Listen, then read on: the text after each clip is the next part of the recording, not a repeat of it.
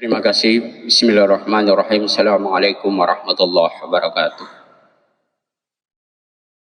Alhamdulillah wa kafa billah asyhadu an la ilaha illallah wa asyhadu anna sayyidana Muhammadan abduhu wa rasuluh. Amma ba'd. Bapak Ibu jamaah salat zuhur shaimin wa saimat yang dirahmati oleh Allah Subhanahu wa taala. Alhamdulillah, tentu kita bersyukur kepada Allah Subhanahu wa taala.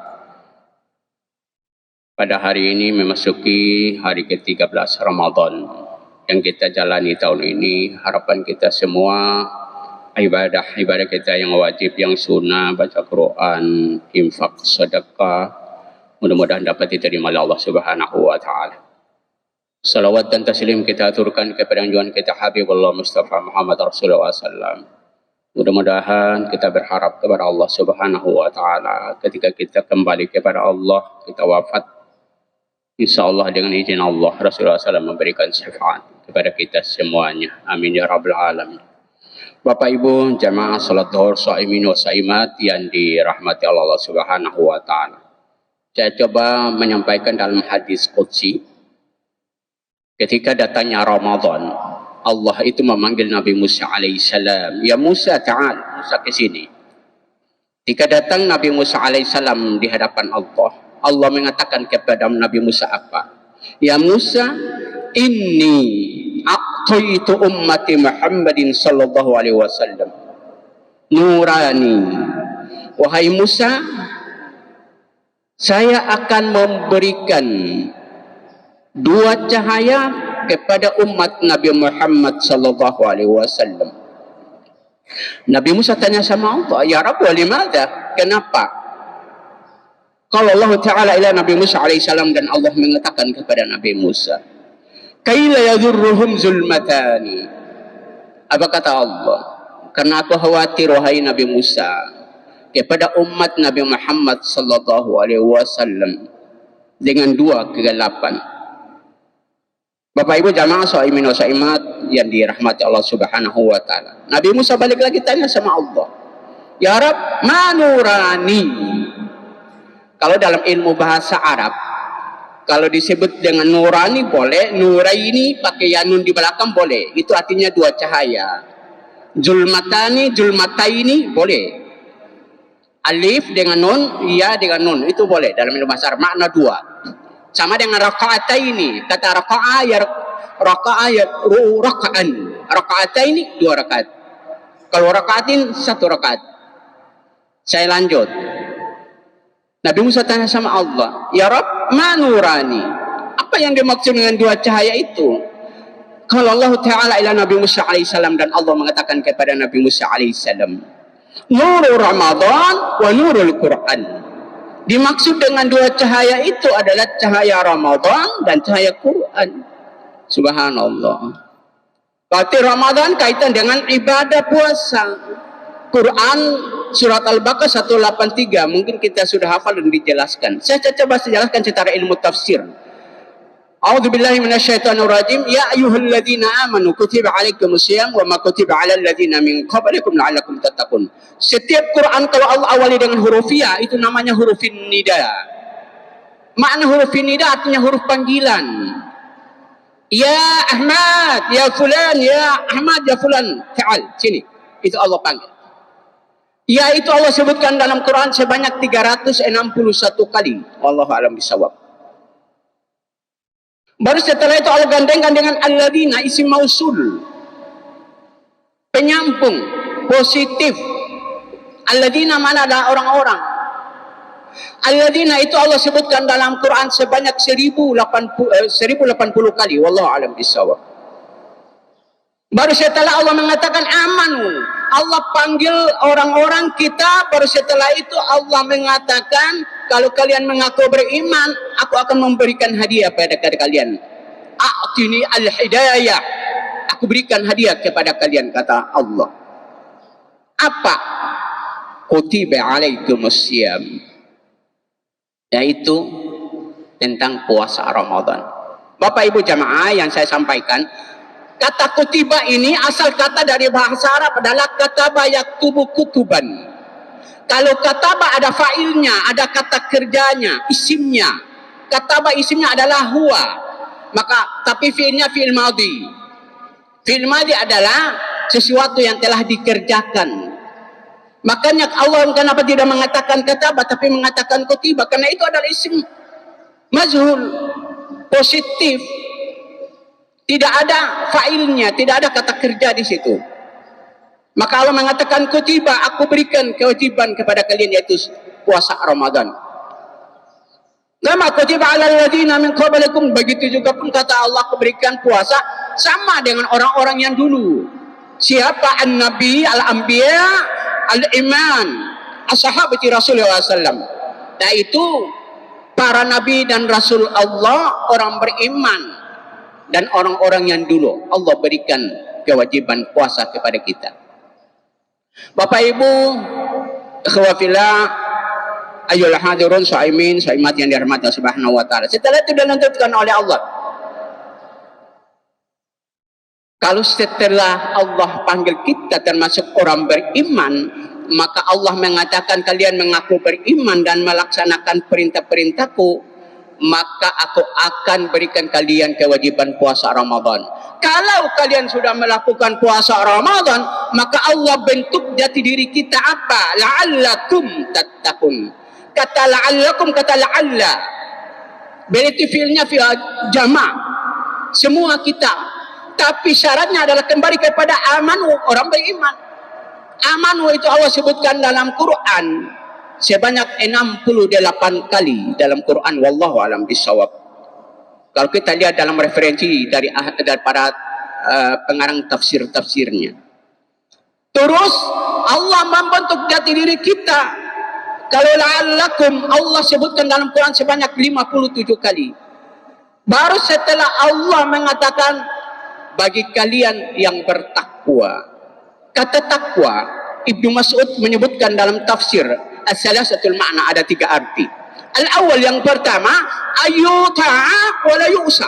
Allah itu ditaati dan dimaksiati. Kedua, saya singkat-singkat saja. Ayyuzkara fa la yunsa. Allah itu diingat wa la yunsa, jangan dilupakan dia. Lah kalau Allah kita ingat bagaimana caranya perintah dilaksanakan sholat 5 waktu puasa Ramadan. Tapi jangan diingat Allah waktu nanti Ramadan saja. Jangan. Setelah pasca Ramadan, ba'da Ramadan, ingat Allah terus menerus. Maka kalau kita ingat, itulah Allah membentuk jati diri kita sebagai orang yang bertakwa. Tapi wala yungsa, jangan dilupakan. Yungsa itu kata dari nasa yang sunasian. Kata dari nas, manusia. An-nas, kalau nanti dibaca Quran, kalau kata seperti Allah sebutkan al-insan, itu Allah sebutkan dalam Quran sebanyak 241 kali. Wallahu a'lam bishawab. Baru Allah bentuk itu jati diri kita yang bertakwa. Makna takwa yang ketiga menurut Ibnu Mas'ud adalah yuskara fala yukfar. Allah itu disyukuri nikmatnya, jangan dikufuri. Wallahu a'lam bishawab. Maka oleh karena kita harus benar-benar kita beriman, melaksanakan perintah Allah, maka Allah pasti bentuk jati diri kita hamba yang bertakwa. Kedua, nurul Quran, cahaya Quran. Lah kita ini kalau membaca Quran, menghafal, memahami, mengkaji, subhanallah. Tapi jangan kita sekali-kali membohongi ayat-ayat Allah. Makanya di dalam Quran salah satu ayatnya di dalam surat Al-Baqarah, walladzina kafaru wa kadzdzabu biayatina ulaika ashabun nar hum fiha khalidun. Walladzina kafaru, dan orang-orang kafir kata Allah.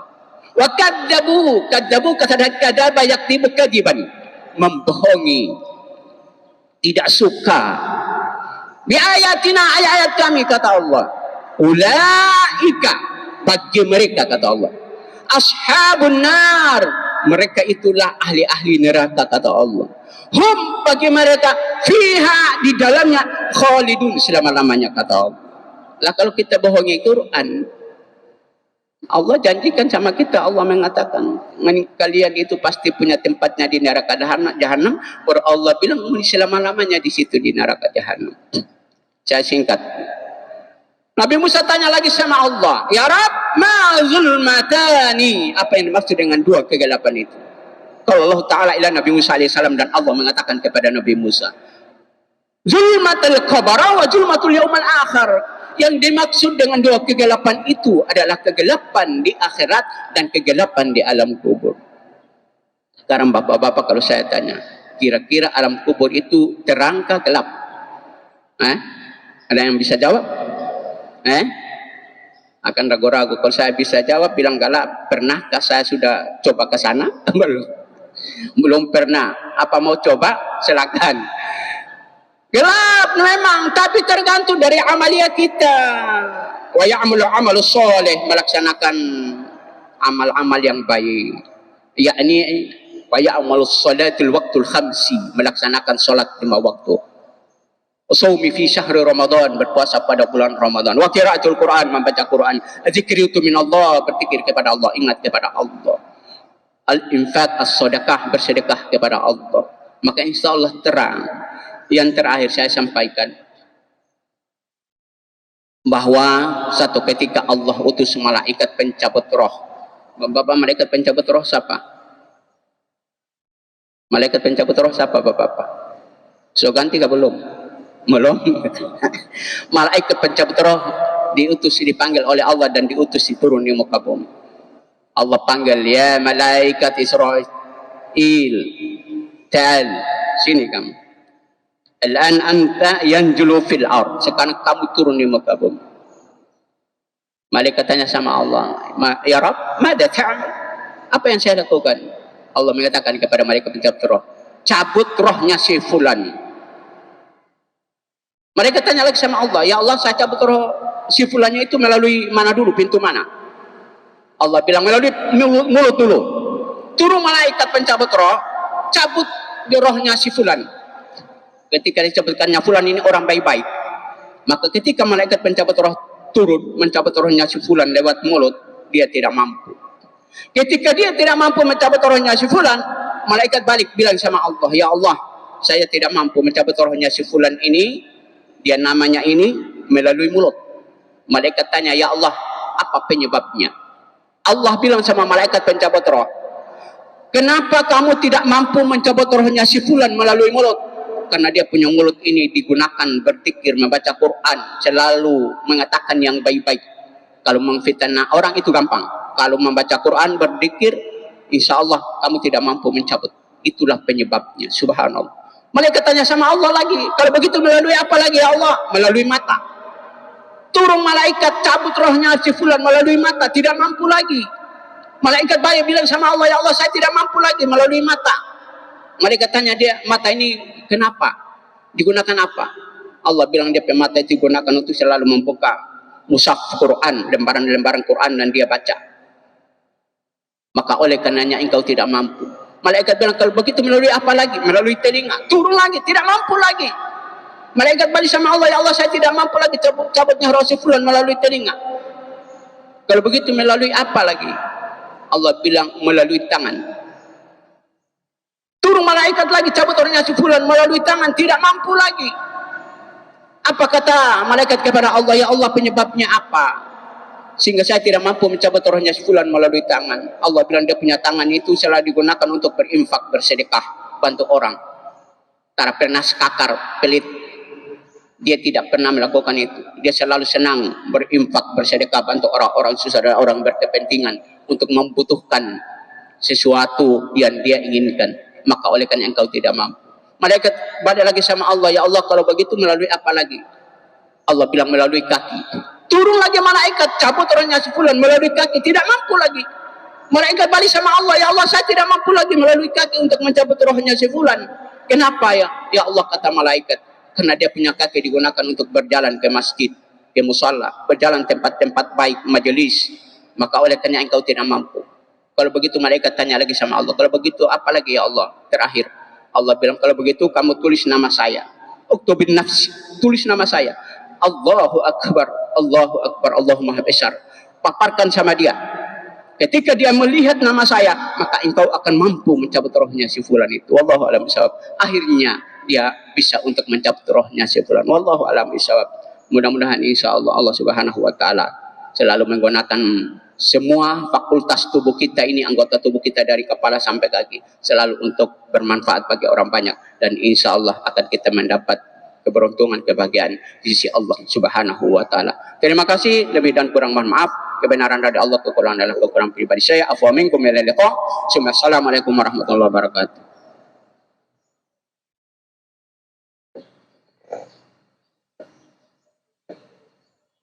Waalaikumsalam warahmatullahi wabarakatuh. Terima kasih Al-Ustaz Jamrud Muhsin SAG yang telah memberikan tausiahnya. Semoga apa yang beliau sampaikan tadi bisa bermanfaat untuk kita dalam kehidupan kita sehari-hari. Amin ya rabbil alamin. Jemaah yang kami muliakan, kami sampaikan informasi bahwa waktu besok setelah duhur yang menyampaikan tausiah adalah Al-Ustaz Muhammad Saleh Sekolah SAG.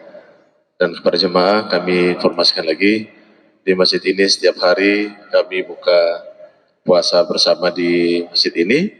Karena itu kami sampaikan kepada jemaah, bagi yang ingin bersedekah terkait dengan buka puasa bersama ini, sedekah itu dalam bentuk buah kurma, air mineral, kue dan lain sebagainya, jemaah bisa menyampaikan lewat petugas kami di masjid ini, Bapak Ismail Madu dan kawan-kawan, yang setiap hari mereka standby untuk melayani jemaah yang buka puasa di masjid ini. Terima kasih. Billahi taufiq wal hidayah. Assalamualaikum warahmatullahi wabarakatuh.